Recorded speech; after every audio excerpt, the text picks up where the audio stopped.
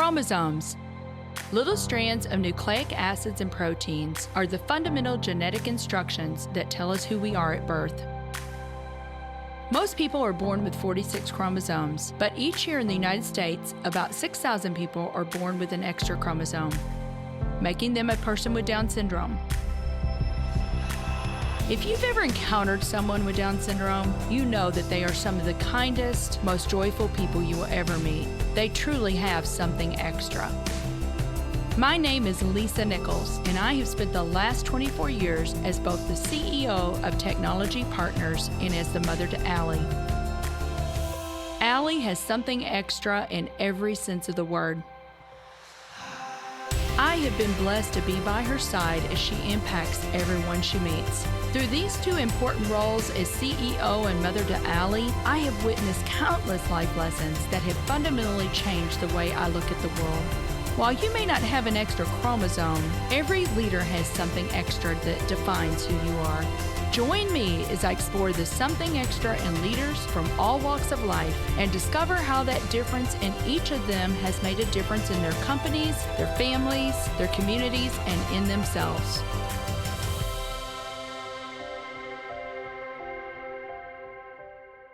If you like this episode today, please go to Apple Podcasts or wherever you listen and leave us a 5-star rating. I am thrilled to have Brandon West on the show today. Brandon is the Chief Purpose Officer and founder of PHOS Creative. Well, Brandon, welcome to the Something Extra podcast. I am so delighted that we were able to make this work today. Thank you for joining me. What a pleasure. Super excited to be with you. I'm excited too. I cannot wait to introduce our listener to you. You have a company. You've got a book that I told you that I've read most of. It's so good. But most importantly, I'm really excited about introducing our listeners to your philosophy on life and your perspective on business, because I just think it's so, so good. And I also want to give a shout out to our mutual friend, Greg Atchison, who actually made the connection for us. And I so appreciate him. And I'm sure you do as well. I do. Shout out to Greg. He bought a huge box of books and gave them to all of us C12 members. So it's awesome. I love that. Well, we've got a lot to talk about. But before we go there, I'd love for you to take me back to your childhood. What was your childhood like? Did you grow up? Because I know you went to school in Florida. Did you grow up in Florida? Yeah, spent a couple of years in Illinois as well. So I know snow life. So I actually don't enjoy beaches at all. But You're where kidding. I'm at in Florida, right here is actually known for all of its springs. So freshwater springs, absolutely beautiful. You can dive into them. You can scuba dive into the caverns there that lead you into the aquifers beneath Florida. Really amazing ecosystem that we have here. My wife and I are high school sweethearts from Orlando. Got married when we were 19 years old, had our first kid at 21, second kid at 24. Started my company at 26. So a couple of years in Illinois, but definitely consider myself a Florida boy. Yes. Well, you and I should trade places because I do love the beach, but I do know that about you. And we're going to talk about that because you and your wife, Shelly, I think is her name. You guys do scuba diving through the caverns. You love to do cavern diving and stuff, which is really interesting. There's this older movie where a man is walking above ground throughout a city with this like device in his hand. He walks into like a Denny's and things like that. And he's like telling people he's like 150 feet beneath us right now. There is a man scuba diving in a cave beneath us. That's just such a cool, some of the places that my wife and I have been cavern diving. You just think about the small fraction of all of humanity that has ever been and seen and touched some of the places that we've been before. It's pretty cool. Definitely getting certified in that was the hardest adult thing I've ever done before. My wife almost gave up at one point. It was very challenging, but it's been fun. Oh my goodness. What a fun thing to do together. So, but as I said, you went to the University of Florida, you got a BA in classical and ancient studies because you really believed, Brandon, that it would be a great foundation for seminary. And I think that was kind of where you were in your own head thinking that was probably your path. But I'd love for you to tell this story. You were about 21 years old and you got connected to a visiting pastor that came to your church. And you're sharing your vision with him, your big audacious vision and goals and things like that. And he gave you some advice. What was the advice? I know you weren't too happy about that advice, but, You know, but there's you know, there's so many leadership lessons learned in pursuit of career. For the young person, you're just like, what am I going to do when I grow up? I got to give a lecture a few months ago. I've been working on this lecture for 4 years, finally finished it. And it was, I got to give it at the University of Florida to a group of students. And it was called 9 Questions to Ask Yourself to Figure Out What the Heck to Do with Your Life. Because that is just such a hard thing for young people, young so listeners hard. here to figure out. And you just realize, like, I'm going to have to journey forward with the clarity I have. And I'm going to have to hold all of those decisions in my future and my career open-handedly, so that as God wants to correct and say, you felt like it was here, it's actually right over here. And now I'm not so tied to this. Now all my identity is still not so tied to this, that I'm willing to hold my hands open and pivot out to where I need to go. I was headed for pastoral ministry. That's where I thought. I was like, hey, what does the University of Florida have to offer me? I went and did an entire year of family, youth, and community sciences there, thinking that was the best that a secular university had to offer me for seminary. And I switched over to classical studies, Greek and Latin language, Greek and Roman history. And I was hanging out with one of these pastors, a visiting pastor after church, who I respected because I knew of his discipleship of my current pastor. And I was sharing with him some of my dreams. I want to go to seminary. I want to go to blah, blah, blah. And he just goes, how old are you? I was like, 21, sir. And he's like, go get a job, man. Go get a job. Get some life experience. He's like, and another life lesson learned, maybe take a little bit of less hot takes on people you don't know, build a little street cred. But Right. man, was that pivotal for me to really question, what is God calling me to? Where is that? Once I graduated, I taught classical studies for 4 years. That's Greek, Latin language to high school students, as I built a business on the side. And God finally confirmed through 5 men, I want you to go do this full time. Mm-hmm. Yeah, there's so many lessons in there that's so packed with so much wisdom, Brandon, because what you just said to me, it was confirmed to you through 5 men. And I am a big believer, I know you are too, in having advisors in your life, trusted advisors. Yeah. There is no way that we can know everything we need to know. But, when we do feel called to do something, get opinions from other people that you trust and other people that know you and love you, right? Yeah. I think that is really, really smart. And You then know, not be so jaded about somebody before you actually get to know yeah. them, because you said really that what he told you has really impacted. I mean, obviously it has your Yeah. journey. Yeah, trusted advisors, there is such a beauty in that, and the scriptures speak to that. Wisdom is found in a multitude of counselors. But I think what's interesting about trusted advisors is it takes a lot of vulnerability to actually leverage the value of those people, to walk in and go, here's what I'm sure of, here's what I have no freaking idea about. And there's Mhm. so much vulnerability to just go, here's my life. What do you think? Because then you get dissenting opinions even. How do I sort through this? There's beauty, but there's a lot of courage that it takes to step. It takes investment as well. I was at the Global Mhm. Leadership Summit last year, and one of the speakers was talking about loneliness. She shared that 53% of America identifies as lonely, 73% of leaders identify as lonely, and yet loneliness has like this shame culture around it where nobody's raising their hand going, I'm lonely. Will somebody help me? And so there's this loneliness pandemic that's going Yes. on. Relationship building to fix that, it costs, this was her research that she had done, it takes 90 hours to develop a friendship with somebody, like where, hey, I know your name, I know your kids, I know what's going on in your life. It takes an additional, on top of that 90, an additional 100 hours, now a total of 190 hours, to build a vulnerable friendship, where you will call the person at 2 a.m. and be like, I'm Mhm. breaking down, please come over. 190 hours, like, for you to Yeah. get trusted advisors, like, who know you, really know you, can speak in, man, the level of investment that's required there is really challenging. So courage, investment, super necessary for building that trusted advisor like team. Mhm. Wow. That I just read something myself, Brandon, this week about loneliness, and it is an epidemic. It is an epidemic. But I do believe, and we'll talk about this a lot because you've built such an amazing culture at PHOS. I do believe that's where our businesses can come into, to curate those relationships, and friends at work, are so important. We'll talk a lot about that. But you did go on to teach school.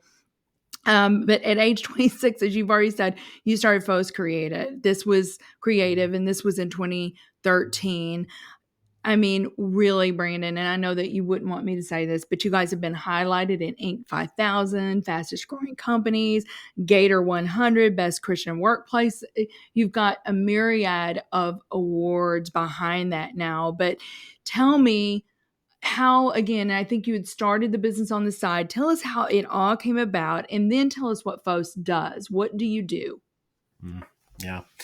Yeah, thanks so much. It's fun to win awards, and our lobby looks really pretty with them all sitting there, but they don't help me sleep well at night. They don't mean that I'm doing a good job of pastoring my family, of leading my wife, of serving my children. Those are the things God cares about.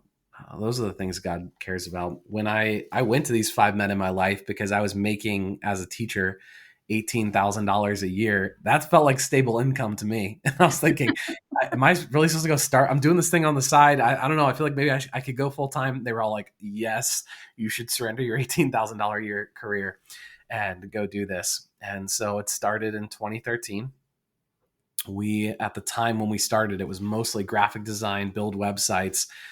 But as we say, over the next year of doing that, clients were coming back and they were like, hey, I really love my brand, love my logo, love my website, but I need people to go to it. And very quickly in the company, we realized that this can't just be about things that people like to look at and experience. It has to be about driving more awareness. And so now, even as a company, 11 years later, we have 24 people on the team, headquartered in Gainesville. What we say is that we help small and mid-sized businesses do the only two things that they need to be successful online: build trust and build awareness.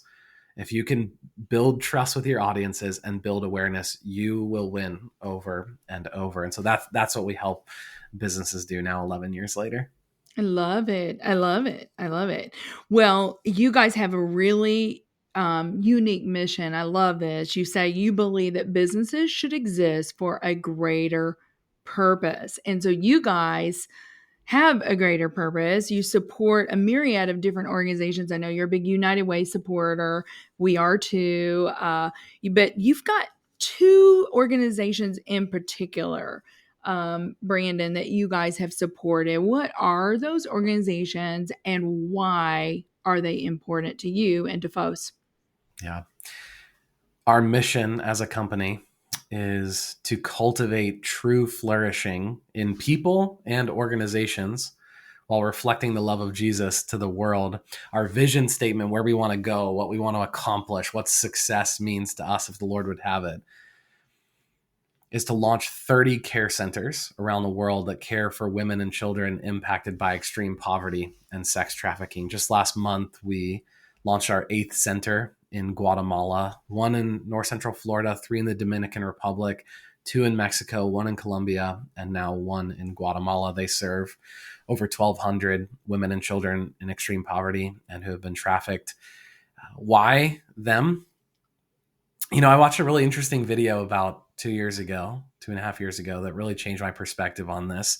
As CEOs, as visionaries of companies, we're supposed to dream up a new future. And most of the time, my temptation is to go, it's something new. It's something we've never done. It has to be something bigger and better and crazy. And this video really challenged me to say, where are you planting seeds right now that you've reaped a harvest from in the past? And maybe what's new in your future, maybe what you're supposed to envision is not a new field that you're supposed to go and plant in, but actually to go replant and reharvest in fields where I've already placed you in the past. And for us, it was this question of, well, if we did that, what are the fields where we've planted? And women and children, trafficking, poverty, those came up over and over again. And we just said, hey, God, open-handedly, here's where we're going to go.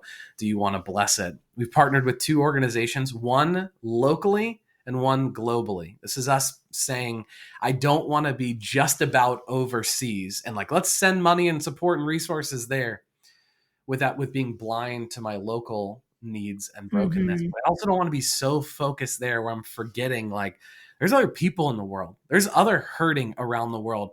And maybe if I'm not called to go, maybe if I'm not called to be the one to get let down into the well, maybe I'm the one holding the rope at the top, helping the guy, feeding the rope Mm. down to the guy who is. And so that local and global impact. Locally, we've partnered with an organization called Anew Gainesville. And Anew is all about restoring dignity and purpose and freedom to women who've been trafficked right here in our local area, which blew my mind that was happening when I first learned that. Internationally, we've partnered with Compassion Mhm. International, one of the coolest, biggest nonprofits. We went on a vision trip with them last year to Guatemala. We'll go again in 2 months to the Dominican Republic to see actually in person 2 of the care centers that we've helped fund there. We're bringing parts of our team to come and see it as well, parts of our the family members of our team to go and see, like, this is what your mom and dad is a part of. This is what we're actually doing here in this Mhm. company. I was really convinced by the Lord a few years ago. You have gotten out your wallet and given to these things. I want you to put your hand to them. And so a couple of years ago, just really like I started doing things I'd never done before. I did street outreach with our local sex trafficking nonprofit. I went on my first ever mission trip. I had never done that before, and just started getting my life into it and saying, I am fully invested to the places God's called me. Mhm. Not just your pocketbook, but your Right. hands and your Yeah. heart and your head and putting the whole thing. I love that so much. I love that so much. Well, I know that one of the things that you say, and Brandon, I love this too. You say you want to be a company that team members never want to leave, clients can't do without, and the world is better for. And I know that you're doing all of those things because of the culture that you're building there, and like even you saying, like, taking team members with you so they can see how you're making the world a better place by the things that you guys are doing with FOS. But yeah, I believe that there's many things truly that make you guys very unique and your culture unique. But what I'd love for you to expand on a little bit, Brandon, is how you start the first 15 or 20 minutes of your weekly meetings.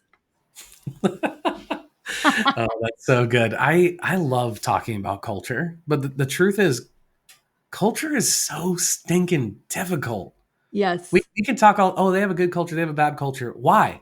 How is it possible? We can walk into a business and within 90 seconds of just being there and experiencing and being greeted, we can already have a sense of someone's culture. And the reason that frustrates me is that culture is wildly elusive. It is assessed in very small things. It is assessed in very small things and then assessed and then is critiqued at a very large level.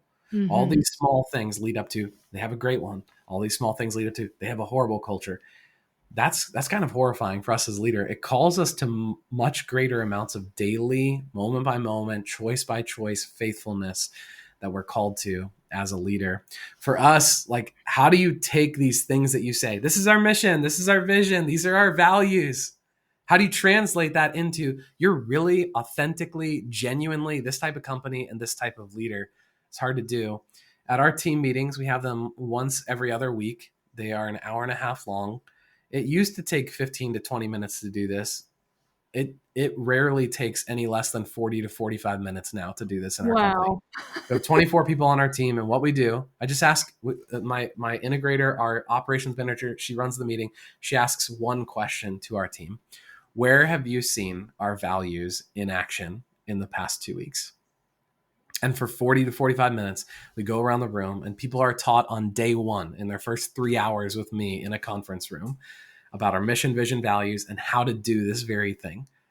Where we just say, shout out to so and so on the team for such and such a value. When you did this very specific behavior, here is the very specific outcome. And each person will come with 1, 5, 8 different shout outs around the room. And we're celebrating each other on this team, visually, verbally, publicly in front of one another, giving thanks for each person for specifically fulfilling, creating this elusive culture. The things that you celebrate, you will see repeated. You want to create a culture? Absolutely. Celebrate those things over and over, and people will go, Mhm. I could do that. And all of a sudden, you're seeing new leaders rise up in your company. It's so true. It is so true. And that is, wow, what a beautiful way to onboard new people when they see that kind of thing happening too, Brandon, because they're like, wow, that is so cool. I want to be like Brandon over here. And I think and just having that attitude of gratitude, I think is really, really important too. But I just think that's really cool. Well, we were just talking before the podcast started, and you were telling me that, you have these little cards. Tell us about BAM. When I started my company 2 years ago, I was told that there were two types of companies that I could start. I could either start a lifestyle business where I just am trying to grow as much recurring revenue as possible and get myself out of it so I can go play pickleball all day long. Or my second option was I could build an equity company. I'm trying to raise up that EBITDA and our earnings as high as possible so that one day I could sell out, walk away with a bunch of money, and feel really good about what I had done. Neither of those are bad. They're fine. They're fine. They're just not enough for me when leadership is hard. They're not enough on the hard days when you've lost a big client, you lost a key employee, you're grieving personally because of some hard thing that's gone on in your life. The last employee check-in that you had, they roasted you. Like, what's enough to get out of bed? And I'm so grateful that about 5 years ago, I was introduced to a different type of business, not lifestyle, not equity. We call it business as a ministry, where what we're actually trying to produce from the company is not a product or a service, but what we're actually exporting from this organization is love, care, compassion, ministry, evangelism. A couple of years ago, as we were operationalizing business as a ministry throughout every aspect of PHOS, we were asking this question, like, what could we do very practically to help people get their eyes off their keyboard and to raise their eyes up to a greater purpose that they're working on today? One of the things we developed were these BAM cards, these business as a ministry cards. We have one for each month. This is our fourth deck that we've done now. And each of them for each month just has one question on them, one question for the day. Each team member is given a full deck for their home computer and for their computer at work. And every day when we walk in, we're just all trying to ask ourselves one question to get our eyes lifted onto our greater purpose. This month, as I pause now, what am I grateful for today? With one of our key employees in the hospital right now in the ICU, what a question for us to ask. She joined for the first time in 2 weeks, our Monday stand-up yesterday. And I got to talk about this BAM card in front of her with her on the call. She was in the ICU, like not on camera, but just joining via audio only on Zoom. And I got to say, hey, Janelle, you're the person showing us how to do this right now as a team, to be grateful in the middle of everything. How do you take a company and operationalize ministry? I think you do very practical things to help people see that what they're doing is bigger and better than the to-do list that they have in front of them. Yeah, that is so good. Well, Brandon, I'm going to ask you one more question, then we do need to take a quick break. I want to get into some practical strategies for branding and marketing. And then I'm going to want to spend the remainder of our time truly on your book, which is called It Is Not Your Business to Succeed, which I absolutely love. But can you describe for our listeners the key differences between like branding and advertising? You talk about storytelling. I'm a big proponent of storytelling. I believe people will remember a story more than they'll remember anything else that you say. Storytelling is very critical. You've written about 5 strategies, and I'm sure that there are a lot more where a company can use these strategies to build a trusted brand. But can you talk about some of those? Can you touch on those very briefly? Yeah, absolutely. I think all of these things that you mentioned, branding, advertising, marketing, they probably they all sit in one ecosystem. Call it whatever you want. You could call that ecosystem branding, you could call that ecosystem marketing, or you could call it public relations as well.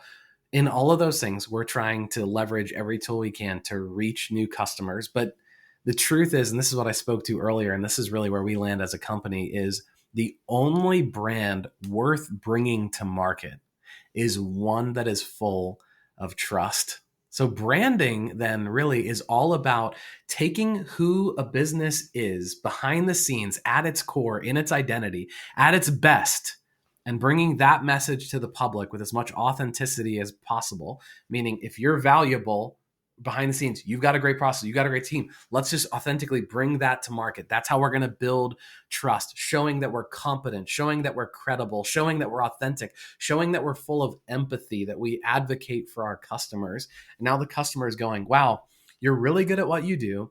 Other people trust you. You seem like everything that's going on is actually real and genuine. You care about me. Where do I sign? Outside of that, that's call that branding, call that PR. Outside of that, then all we need to do, if we've created trust, is we just need to create awareness. And so now it's about channel competencies and being where your customers are. And advertising is paying those dollars to somebody to put up your business where you are not currently located.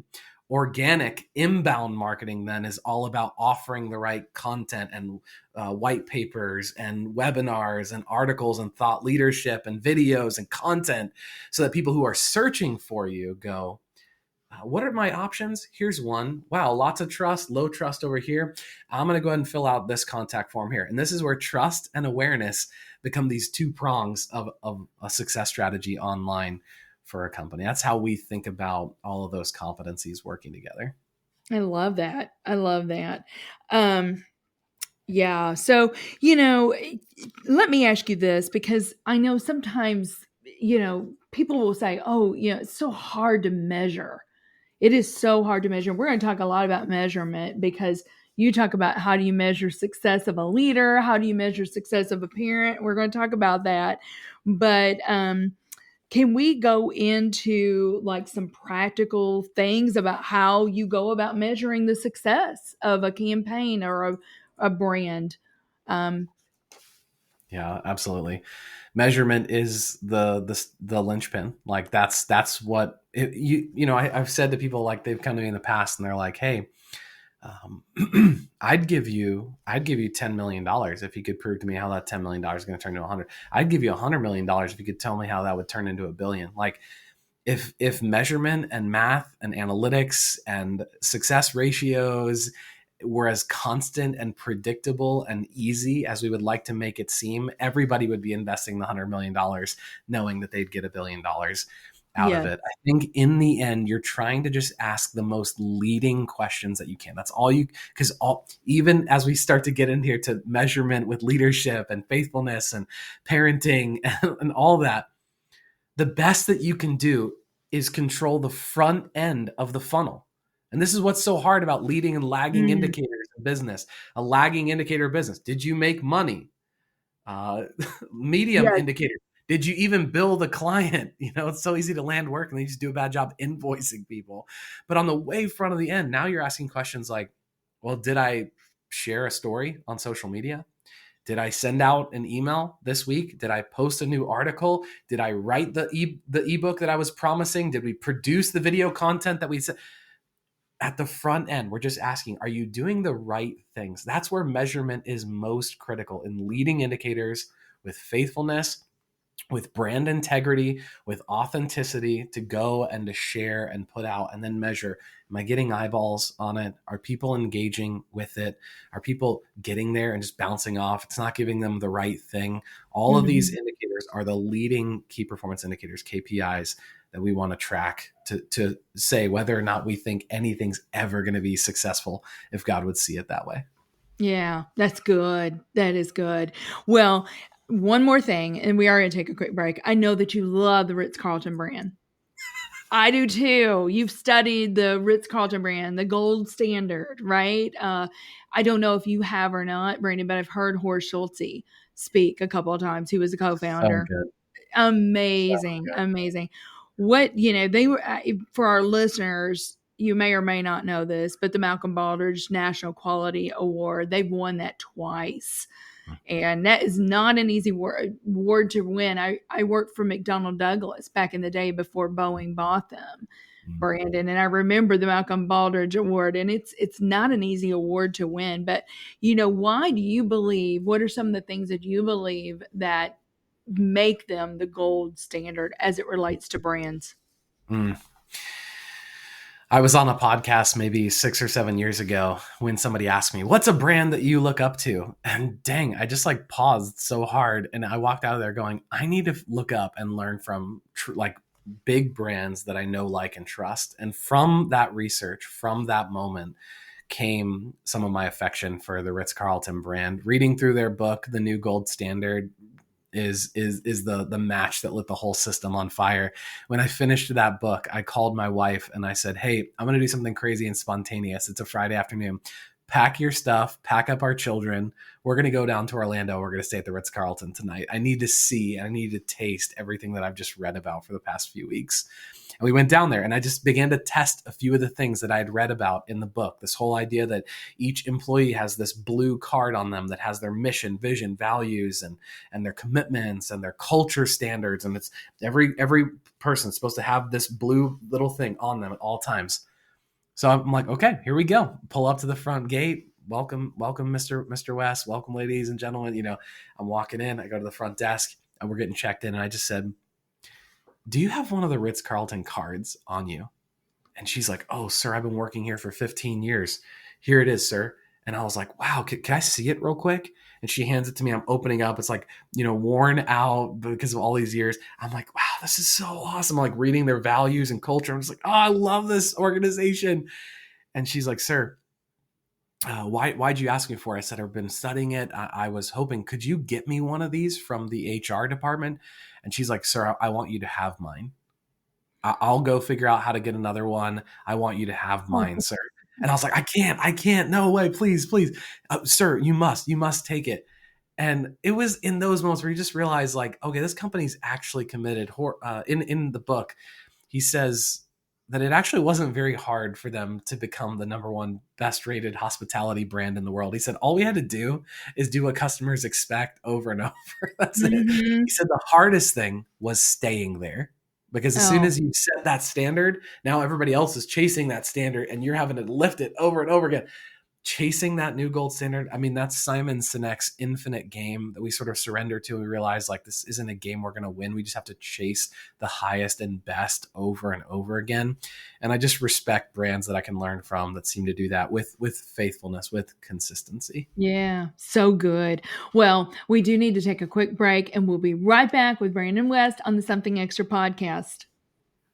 Hey there. In a challenging business climate like this, savvy leaders look to technology to find an edge. This can mean the difference between staying ahead of the curve or playing catch-up.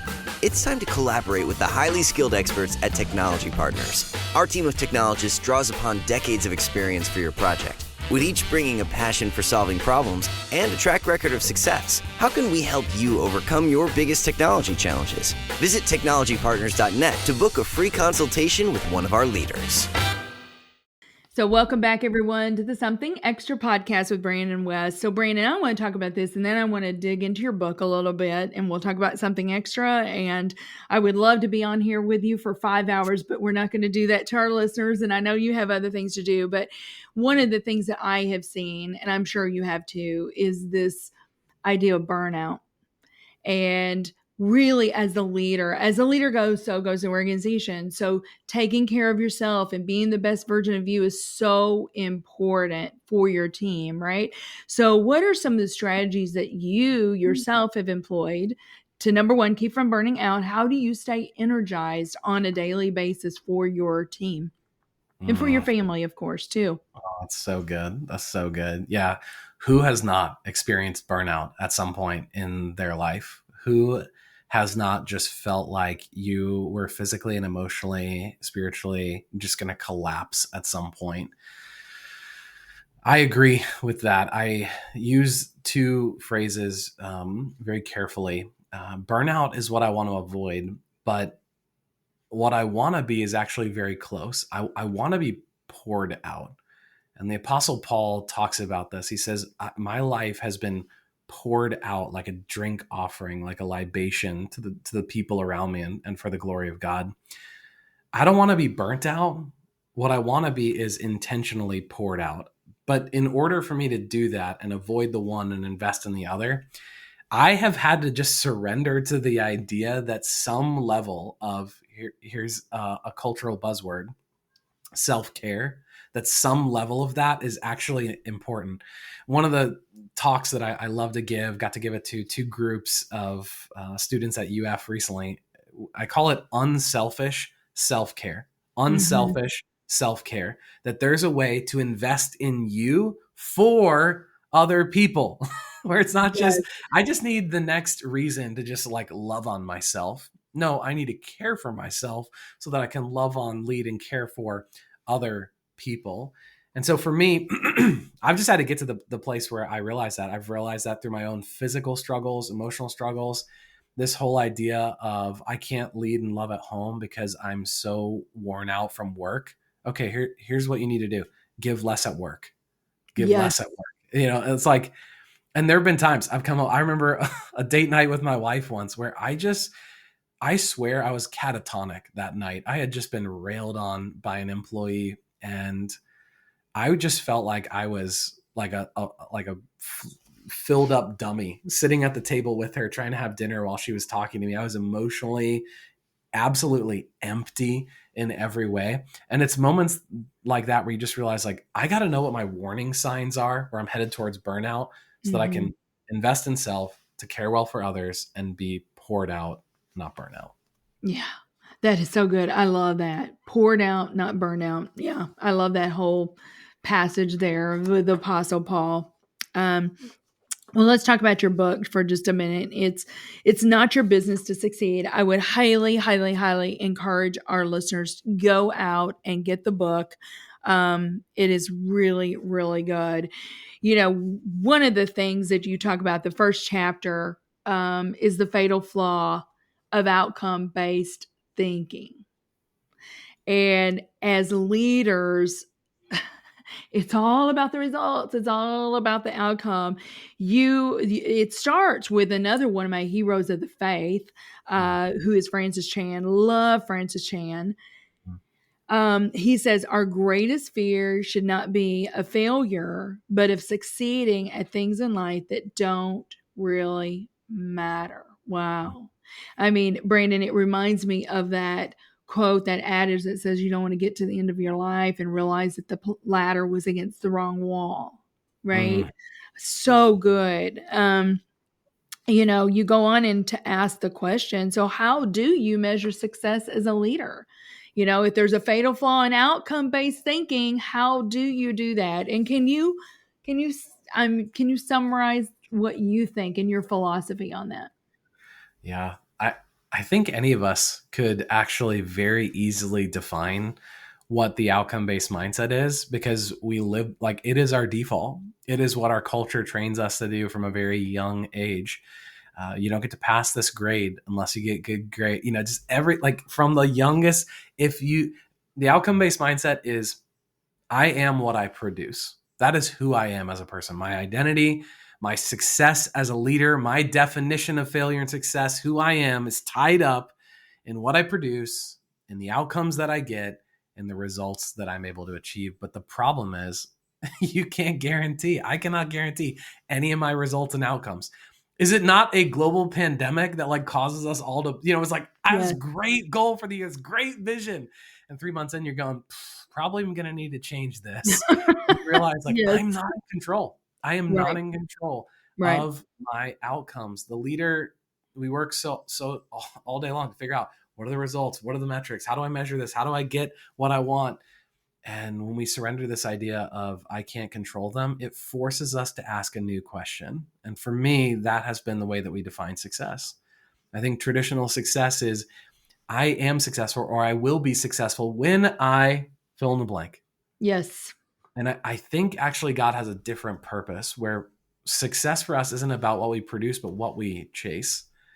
And so faithfulness for us, being faithful to what God's called us to do, who God's called us to be, being faithful to that, being faithful to love and to lead, that's actually how we define success. I wrote in the book that I am successful. This is the mindset we need to tell ourselves. I am successful if alone I am faithful, regardless of whether or not I am effectual. And I think about people in the Bible who did that. They're like, I'm just thinking of the prophet in the Old Testament. God's like, hey, here's what your ministry is going to be for your life. For the next year, I want you to lay on your side naked, cook your food over some feces. People walking around going, were they just walking around being like, you are the most successful prophet I've ever seen. This prophetic art installation, it's gorgeous. Well done. What must I do to be saved? I think they were walking around going, "You're an idiot. Idiot. You are crazy, man." Right. And God's going to welcome him into heaven one day, and he's going to go, "Well done, my good and faithful servant. Enter into Yeah. the joy of your master." The way that we define success, not God's way. Yeah. So true. And I love what you say about that, Brandon. You said that verse is well done, good and faithful servant, not good and fruitful servant. Exactly. Completely different measurement. Completely different yardstick, is what I say. But I love, you've got on page 30 and 31. I love this because you've got kind of, the two different Ben Franklin, if you want, or, the T account here, the outcome based mindset versus the faithfulness. So like results, outcome is I expect positive results from all the hard work that I put in. Faithfulness mindset says I trust God to do as he pleases with my work. When it goes well, I thank him for the things I don't deserve. When it doesn't, I surrender to his better plan. People, outcome is I lead as needed because people are a means to an end. But the faithfulness says I lead well because I see leveraging the influence I have with other people as a calling of God on my life. I mean, you've got all these marriage and parenting for those who maybe are married or have children. The outcome based on I make sacrifices in my marriage and family as necessary to get the outcomes I want in my career and my hobbies. But the faithfulness says, I make the sacrifices necessary in my business and personal interests to ensure that my marriage and my children maintain priority in my schedule. So I love what you said because you talk a lot about that. This is not just faithfulness in business. This is not faithfulness thinking in business. This is faithfulness in every aspect of our life. And that is our families, putting our families first. You said if you're working 100-hour weeks, and that is bringing you home, for 10% of energy for your family. As you said it before, work less. Do not use, you said that your business, your mission, your ministry, whatever it is that you're doing with your day job, it does not deserve your family. So don't sacrifice your family. And those are really great words of wisdom, Brandon. Yeah. I mean, confession, this lifestyle, the faithfulness mindset, it's actually much harder than the outcome-based mindset. Outcome-based mindset, I know exactly what to do all day long. Just work nonstop. Just get the stuff done. Never, just burn out. The faithfulness mindset is much harder because now I have to go, how do I prioritize the plates I'm spinning? Which ones do I let fall? Which ones do I crash myself? And which ones do I keep spinning by God's grace that he's going to help me to do to lead well? It's hard. I have to correct myself back from the outcome-based mindset on a faithfulness mindset on a daily basis. My favorite story in writing the book was when my wife first read the book. At one point, she's reading the Google Doc version of it, commenting on things, editing things. One section, maybe a third, 2/3 into the book, she comments on it and she says, "Babe, mic drop. This was so good. Can I remind you of this later?" She just knows. She knows, like, hey, you've written this. This is excellent. There's going to be a time in your life where you're going to have to go, wait. I am totally operating out of an outcome-based. I can do it so easily. I can do it when my kids are sick and I'm thinking, I can't get around to you right now because I have this really important meeting coming up. And now they're going, where's dad? I miss him. Does he love me? Does he care for me? All these different, the small little things that say, are you going to be faithful? Are you going to love well? Are you going to lead well? What does that look like? And it's easy for me to just jump back to outcomes. Yes. I could not agree more. I could not agree more of that. And sometimes you get the accolades from the outcomes. You don't always get the accolades in the other, right? So that's why a lot of people are drawn to that. But Brandon, there's just so much more. Listeners, go get the book. Go get the book. Dig in. I know it's going to bless you. I know that, this faithfulness mindset, is going to set you free. It's not easy, but it will set you free. It will set you free from the way the world thinks about it. Brandon, real quick. This is called something extra. I think I may know what your something extra is, but I'm not going to put words in your mouth. What is the something extra that every leader needs? Yeah. The word that you just used is so beautiful. What we need is freedom, but the something extra that comes with is a different mindset where we release ourselves from believing that we are what we produce. We release ourselves from the control that we want over our outcomes, over our relationship, over our marriage, over our children, over our businesses, over the people that we lead. And we just go, the something extra that I need is a new mindset. And this faithfulness mindset winds up changing everything. It changes the way that I walk into work. It changes the type of business that I want to run. It changes the things that I now measure in my business. If my business is a vehicle for something greater, for a mission, for ministry, for love, care, and evangelism, I'm actually trying to operationalize and create a budget and create a system and an ecosystem all built around making that happen, not just getting the next buck, not just profit management. This whole idea of, our business is all about people over profit. It's people over profit. And I'm just asking myself, like, would my P&L, my profit and loss statement, would that prove me a liar? Could people look at my profit and loss statement and say, yeah, this person's leading from a different mindset. They care about something different. They're truly people over profit. They're purpose over potential. That's the question I'm asking myself. And I think the something extra that all of us need, because I see the need in myself, is to go, I'm actually just meant to be a branch. John 15, that apart from God, apart from Jesus Christ, I confess I can do nothing. I can do nothing of value. But if I remain in him, if this branch just stays connected to the vine, that vine has promised to provide everything that I need for life and for fruitfulness and faithfulness in the things that God's called me to do. All I need to do, be a branch, abide. Be a branch. Faithful. Absolutely. I told you that's one of my favorite verses. I love that verse, be a branch. And I cannot wait to get my t-shirt because I know you're going to design one for me. All right, Brandon. Gosh, this has been so much fun. Thank you so much. I cannot wait to introduce our listeners to you, and blessings on the rest of your day, and God's continued blessings on you, your family, PHOS, the people at PHOS, all the things that you guys are doing. Thank you so much, friend. It was a joy. Thank you for listening to today's show. Something Extra with Lisa Nichols is a Technology Partners production. Copyright Technology Partners, Inc. 2019. For show notes or to reach Lisa, visit tpi.co/podcast. Don't forget to leave a review on Apple Podcasts, Google Play, or wherever you listen.